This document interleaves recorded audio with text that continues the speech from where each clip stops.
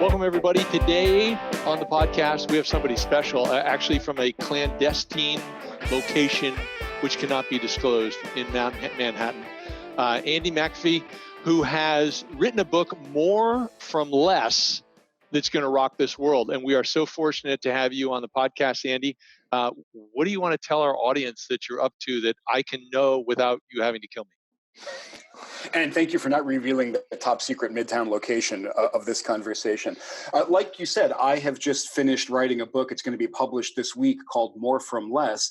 And I had no idea I was going to write it. And I read this essay in 2015, written by a guy named Jesse Ausubel, really lovely scholar about a lot of different things. And he made the case that essentially year after year, the American economy was now weighing less instead of weighing more. In other words, if you added up all the resources we consumed year after year, that number was trending downward. And when I read it, I thought, oh, he's just mistaken about something. That's not how economies work. That's not how growth works. You know, we become more prosperous, our economy grows, there are more Americans. Of course we consume more, and we consume more of the Earth's materials, more resources. And he was saying, no, that's not true anymore. So I immediately started double checking. He provided all of his sources, and I concluded he was dead flat right. And this was a really important story because throughout all of our history, the only way we humans got more prosperous was by taking more from the Earth. And now we have demonstrated that we can become more prosperous and consume and have a healthy growing economy while treading more lightly on the planet in important ways. And I kind of thought that merited the treatment that a book could provide. Well, I find it really interesting that you can actually pull that off, and it's. Can you give us a little bit some examples of how that's happening? Let me tell you, first of all, why I can say this with any confidence. And we essentially got super lucky in America because the U.S. Geological Survey got tasked by Congress late in the 19th century with keeping track of the stuff that America consumed. So since about the year 1900, we have this nice, consistent record of all the material consumption of America. You know, how many tons of steel we used year after year, how much fertilizer, how many different kinds of mineral. So we've got this amazing data source, which doesn't really exist for other countries in the world. And so I could track American consumption of all these things over a long period of time. And sure enough, it shows a pattern of them going up throughout the 20th century. Then in general, they kind of level off, and now they're starting to decline. And one of the places you see this most clearly is with paper. And you and I both know that economies run on paperwork. And if you looked at total American paper consumption versus the size of the overall economy, they were 1 for 1 up through 1970, up a little bit after that. Then we started to decrease paperwork. And starting in about 2000, we flatlined. We just consumed the same amount of paper every year, even as the economy grew. And then starting, I think, with the 1-2 punch of the Great Recession and the smartphone era, you can watch total American paper use go down. So now we use about 20% less paper than we did at the year of peak paper in America.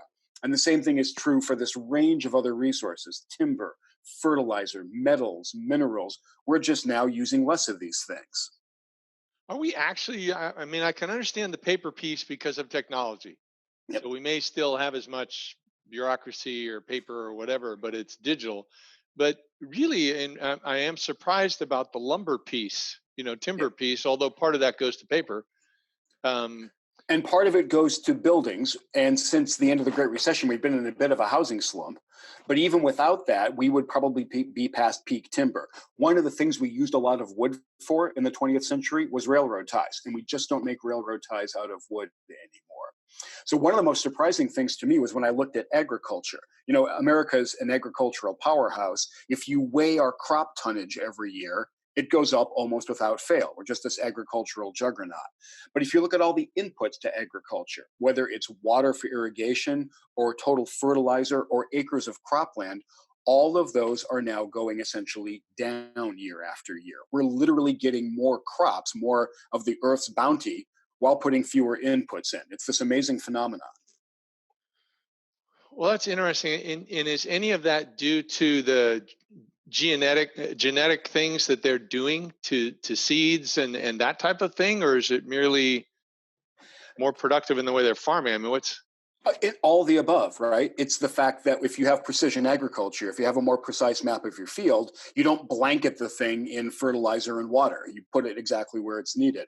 The GMOs have been useful for this. I think we have got some benefit out of that. I think the best is still to come in that area. But it's kind of like lots of different shots on goal because of many different kinds of technology. They're now combining to give us, like I say with the title of the book, to give us more from less. And the other thing that turns out to be really important is if you really want to reduce your resource use, have companies compete viciously with each other, because there's nothing a company wants to do more than increase its profits, which is essentially the same thing as saying reduce its costs. And materials cost money. And when you offer companies the opportunity to save money via all these different vectors, they will take that opportunity all day long, especially if they've got tough competition. Well, it's interesting. I remember 45 years ago being in Israel and being out, where it was pretty barren. And then all of a sudden, boom, orange grove. Yeah. And it was because they were early pioneers with drip irrigation. Exactly right, and they've been amazing at managing their water. And Israel does not have a lot of natural water for farming, but they're brilliant at becoming an agricultural powerhouse, a big exporter, because they're so clever about using all of their inputs to agriculture, like water. And it's amazing. Now, one thing I want to go back to the beginning of what you said was you talked about the research that's available and everything like that. And I'm sorry, Andy, but you've gone totally counterculture that you actually went and looked at the facts instead of kind of just went with your touchy-feely feelings, we hear on the left coast. So help me understand, you went and actually researched facts, and it sounds like that you did a beautiful thing as almost like a journalist, as a writer, where you didn't go in with a bias. I mean, you were fascinated with a concept. Yeah. But then you started gathering these facts. I'm curious about two things. How did you go through that exercise of gathering facts versus feelings? And when you were in that process, did you identify some false facts? Things where people were putting forth stuff that then when you looked further, it's like, oh, wait a minute, this is not what it says it is. Yeah, let me try to take both those. Luckily, this is a phenomenon that's hiding in plain sight. And what I mean by that is I didn't have to look very hard or gather much primary data myself.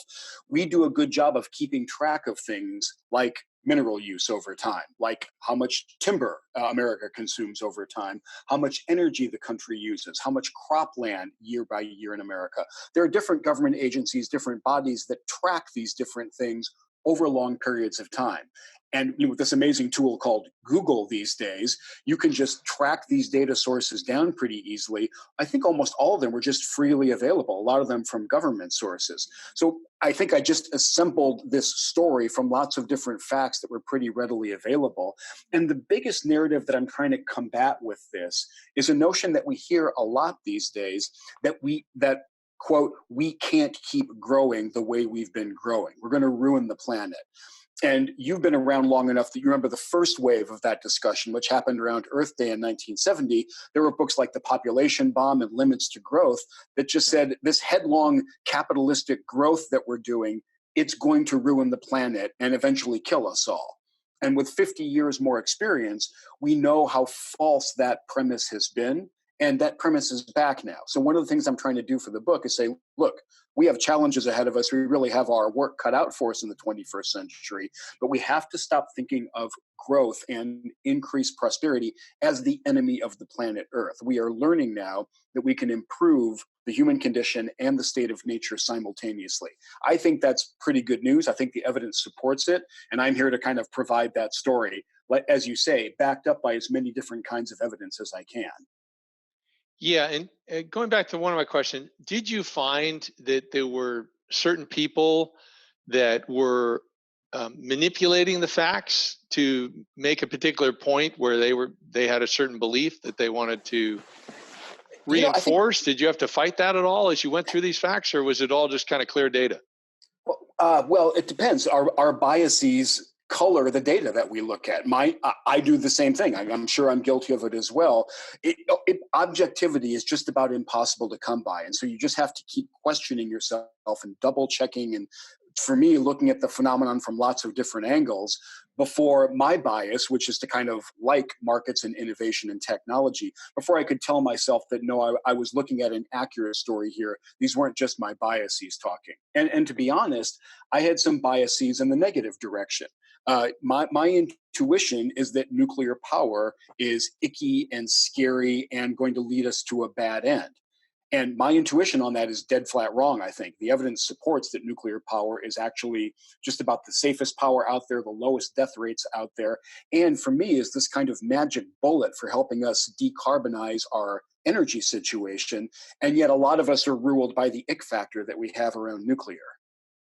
You know, the thing I love about your book is I don't have to do any of this research. and I can check. But I am curious on this nuclear option. So and I'm not detailed on this, okay? But I'm very curious what evidence there is to date of what is the waste, the nuclear waste that there's been such concern about, and what's the evidence that that's dissipating in its toxicity or whatever we have to worry about?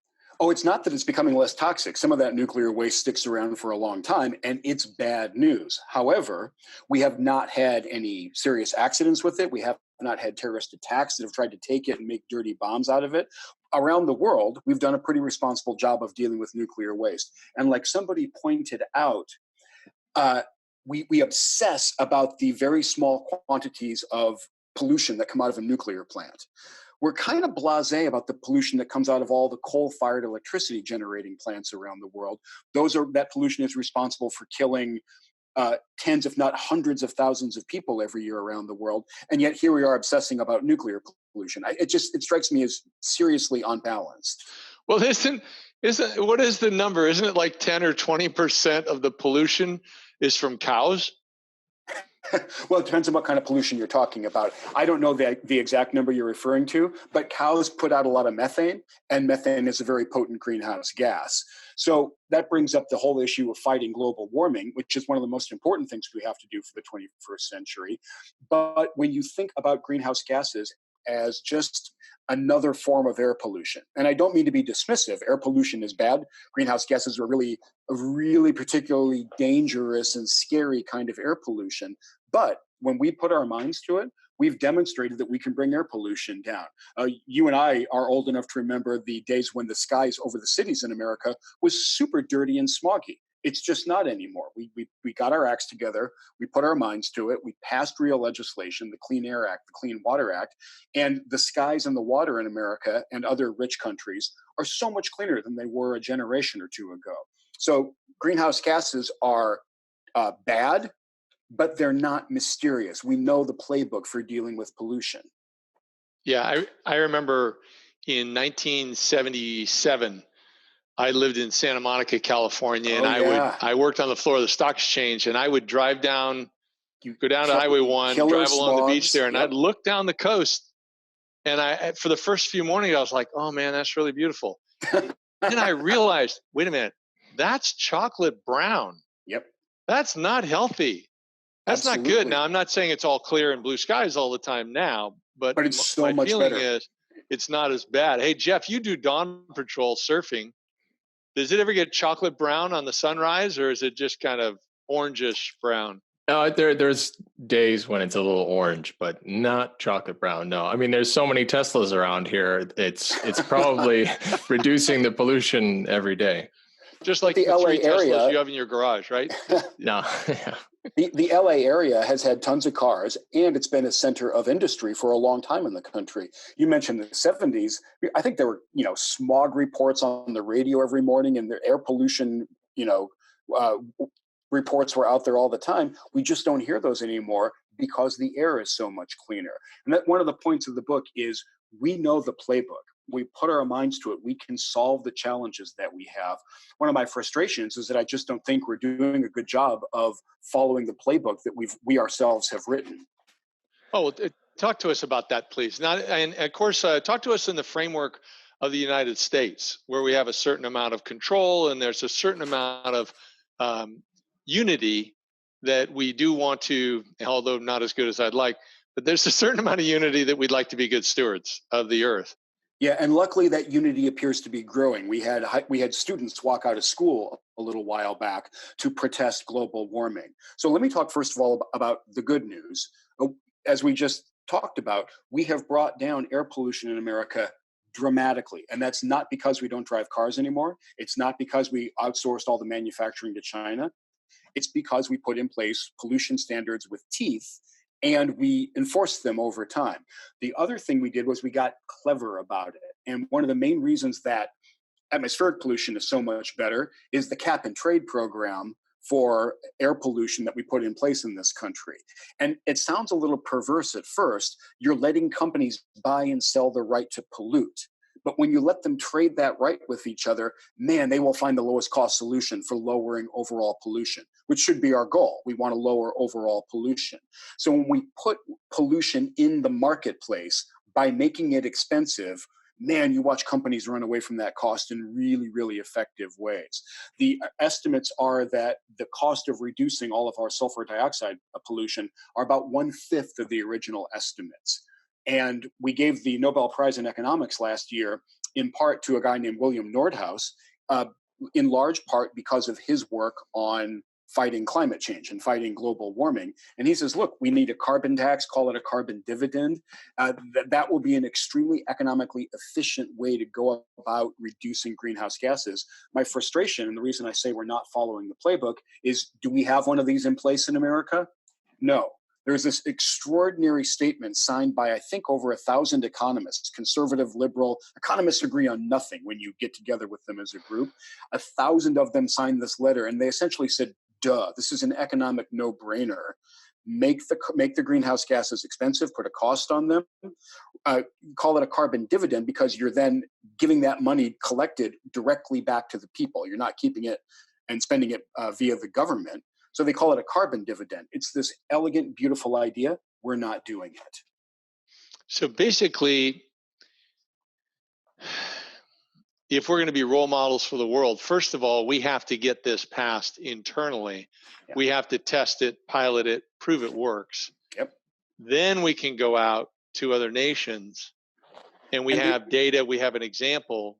And there's an interesting way to do that as well. And there's an interesting way to do that interface with other countries, which is to say, essentially, look, if you're importing goods to us that are made with high carbon energy, or they're made in a high carbon way, we're going to tax them at the border, and that will become part of the carbon dividend as well.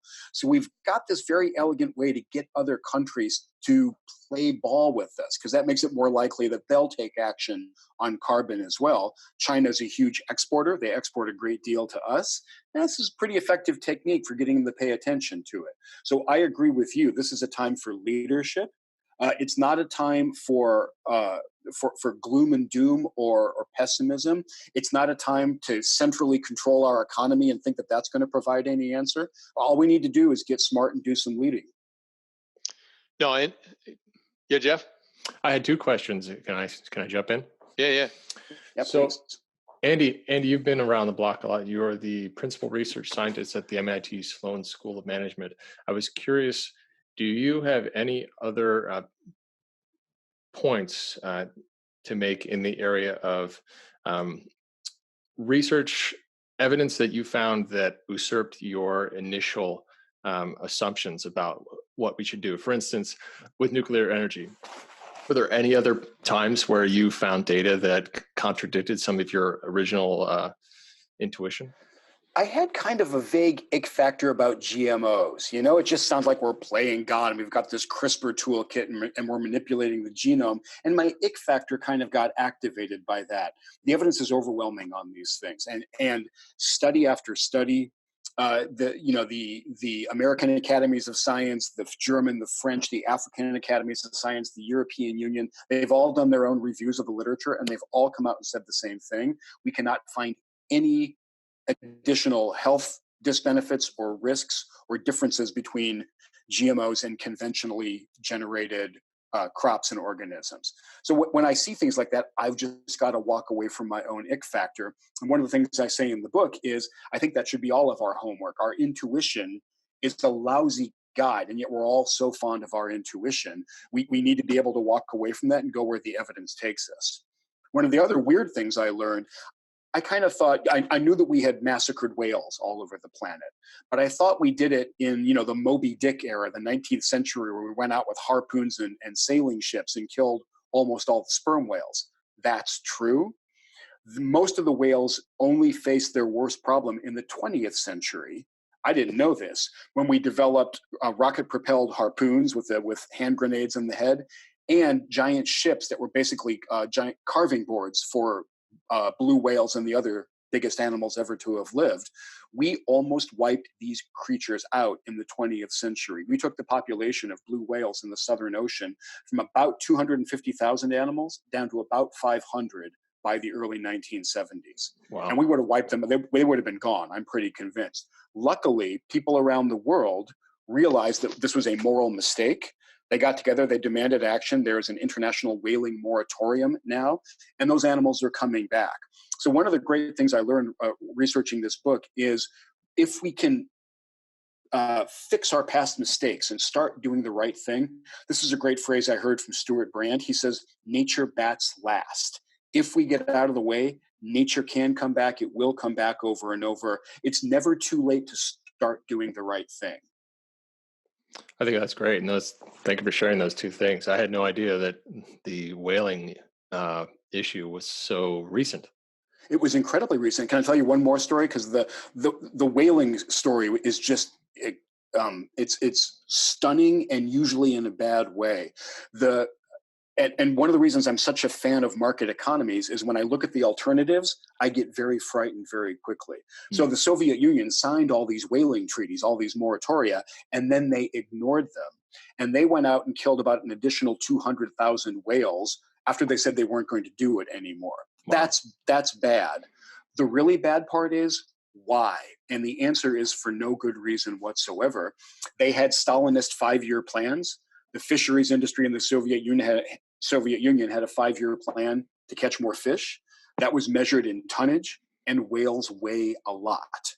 So they just went out and to meet their fisheries quotas, they would kill as many of these giant animals as they could and come back and triumphantly report that they were being, good communists. And the Russian whaling hunt put some of these animals under the most severe pressure for absolutely no good reason. Wow. That hurts, man. Yeah. But then the happy news is, again, nature bats last. If we get out of the way, the blue whales will come back.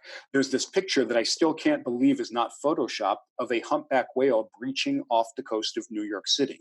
We're getting these animals back in places where they have been absent for a long time because we're not hunting them. We're taking care to have ships not run into them, and the waters are getting cleaner over time. So these animals are coming back. There are now porpoises on the Potomac. That's pretty cool. Wow. Yeah. So you hear so much environmental gloom and doom, and some of it is warranted, right? We're cooking the planet, and we need to stop. But the dolphins, the porpoises are coming back. The bear are coming back. The bison are back. The North American bison herd has about 500,000 animals in it. I think it was down below 1,000 at one point in time. We almost wiped out deer, turkey, beaver, all these different iconic animals, and they're back now. We can solve our problems. It's never too late to start. Yeah, and I'd like to emphasize, which I'm sure you agree with, we're just starting. Well, the conservation movement actually goes back. After we killed all the passenger pigeons, we did make that animal extinct. It's not coming back unless we can genetically, bring it back with de-extinction tools. But we killed all of those, and that spurred conservationism in the United States. There was one wave of it in the 20th century. There's another wave starting around the 1970s. I consider these the huge victories, the great triumphs of the environmental movement, is they convinced us to care about these other creatures that are on the planet with us, and to say essentially, no mas, we're not going to put these things in the market system anymore. I'm intensely grateful. Yeah, that's really, that's good news.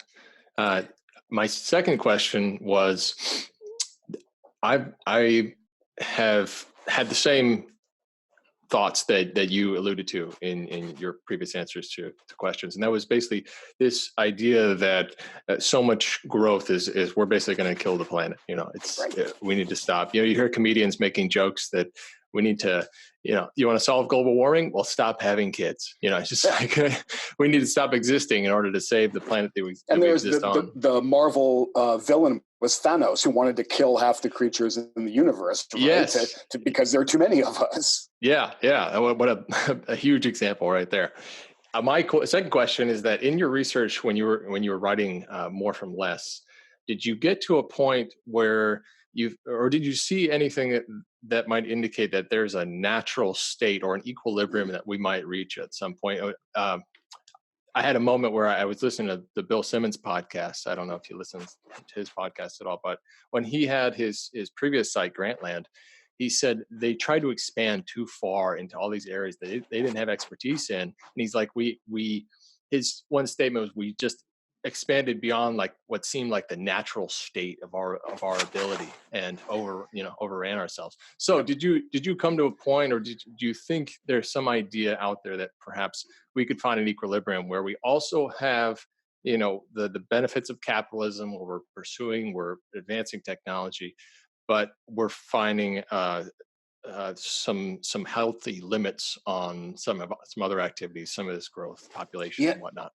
Yeah, and the things that I think we have to put limits on and we have to be mindful about are not growth itself. They're the unpleasant consequences of growth. So the bad side effects, pollution is number one for me. Species loss, habitat destruction, absolutely. And we have tools to put a halt to those things. The other thing that people get worried about is we might use up all of the Earth's inputs. There might not be any more cropland left. There might not be enough water. We might run out of all the iron ore in America. Or there might not be any trees anymore. We've been hearing that for about 50 years. I'm intensely concerned about pollution. I'm really not that concerned about using up resources. And the reason I say that is the Earth is finite. The Earth is actually really, really, really big. The crust of the Earth weighs about 5 trillion times what all of us do put together. And we get better year after year at finding sources of natural resources. The best example of that is the fracking revolution. We were worried about peak oil 10 or 12 years ago, and then fracking happened, completely changed the world's energy situation. And when we talk about peak oil now, we usually talk about peak demand for oil, not peak supply. No, most of the people that I listen to are not worried about our ability to get enough petroleum to fuel our economies anymore. So there are plenty of resources out there. I'm not worried that we're just going to go find the well dry at some point. We have to be good stewards about not polluting, about not having these bad side effects. But aside from that, the carrying capacity of the Earth I think it's actually huge. And I don't think we're going to stress it out, because we all know that global human population is going to hit a peak sometime in the second half of the 21st century, and then it's going to go down. There are just going to be fewer people on the planet for all time going forward, and that means our demands on the planet are going to be down. I'm thoroughly convinced if we play our cards right, we can continue to grow, we can continue to provide a higher standard of living to currently poor people around the world, and we don't have to murder the planet in order to do it. I'm curious on what's the data on that, where the population of the world is going to peak and then start to back off? I always go to the great website, Our World in Data, to answer questions like that. They've got a great entry on demographics. There are different estimates. I think the early ones say that we're going to hit peak humanity in about 2060. The later ones are closer to 2100.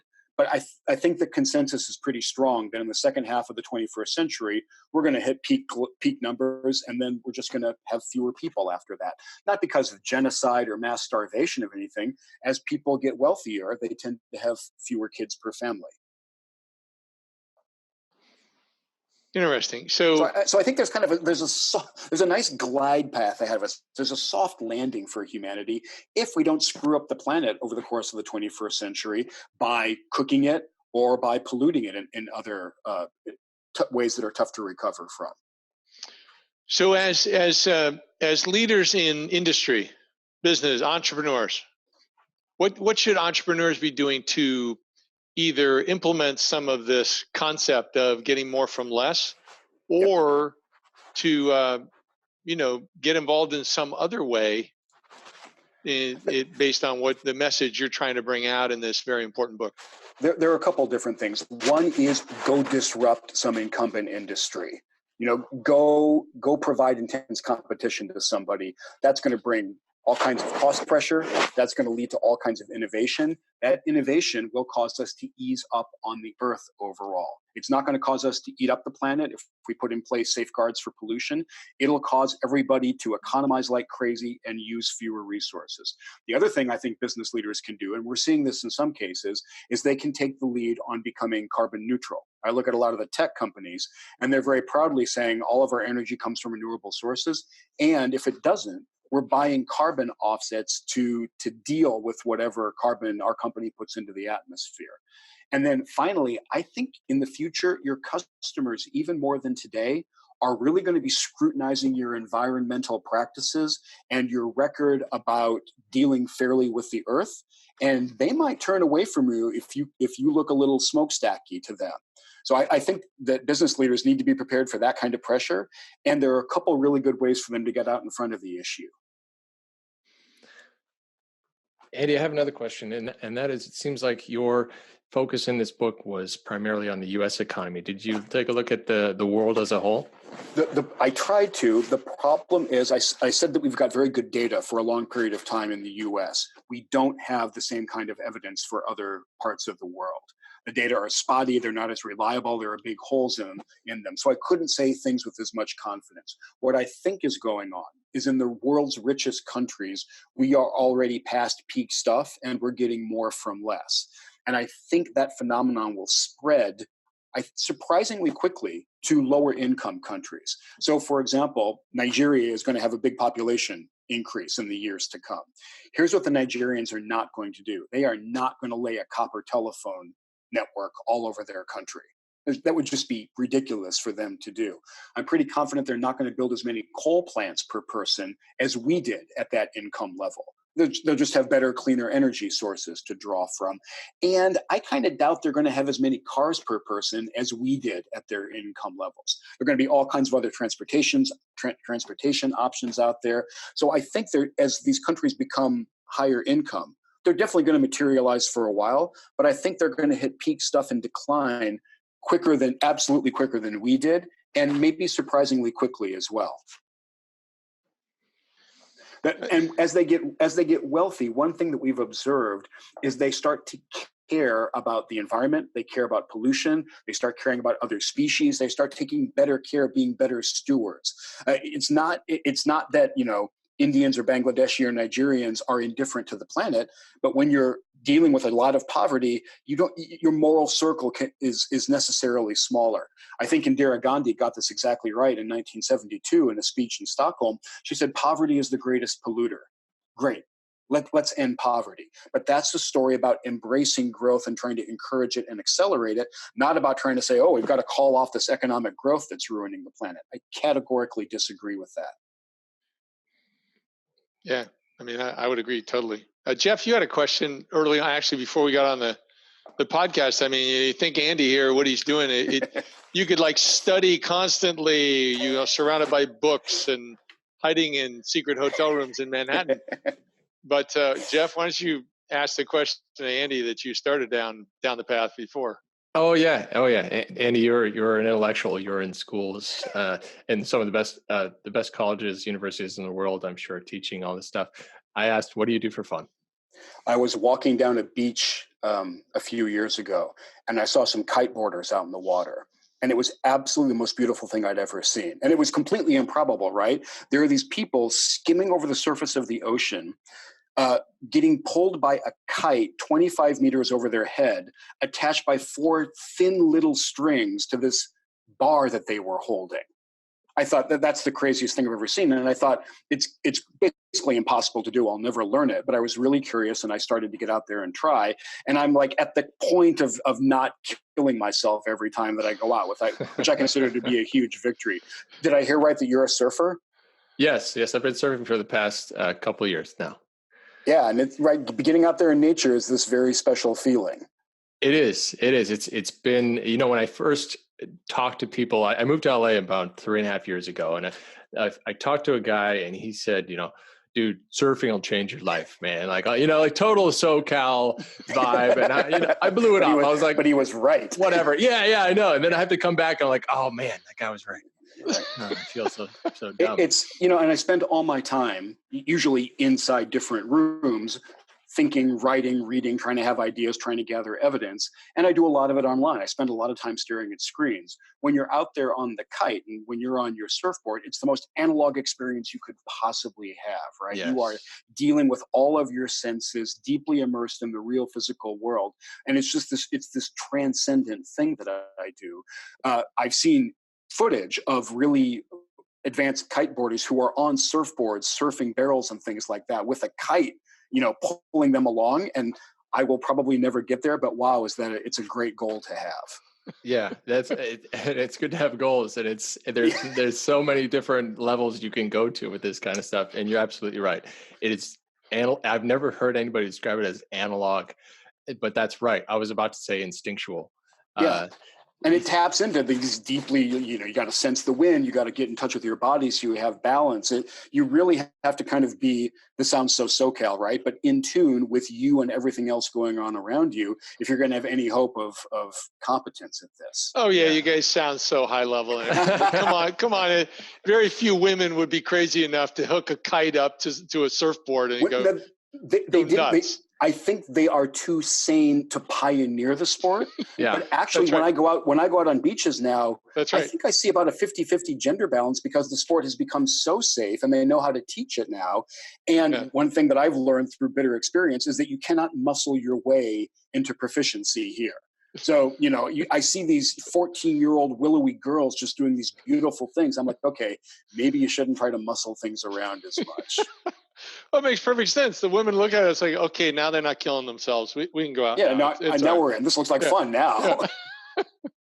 I like the idea that they're way smarter than us, just letting us go out and hurt ourselves. And then step in. You guys iron out the kinks. Right. We'll step in when it's actually somewhat safe and still an amazing amount of fun. Yes. Well, Andy, this has been a lovely conversation. Where can people go to learn more about you? And your book is coming out very soon, right? Yep, my book is out. My book is out on October the 8th. It's called More From Less. And my website is andrewmcafee.org. I'm a McAfee on Twitter. Follow along. It'd be great to have conversations with people. Awesome.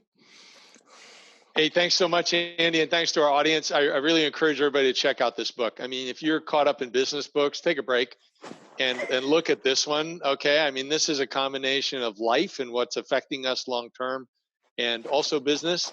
And you may find something there that just turns you on and relates to meaningful work, and you can kind of do a shift a little bit to get involved in this movement that's really important for our planet. And thank you, Andy, so much for your work in this area. Really appreciate it.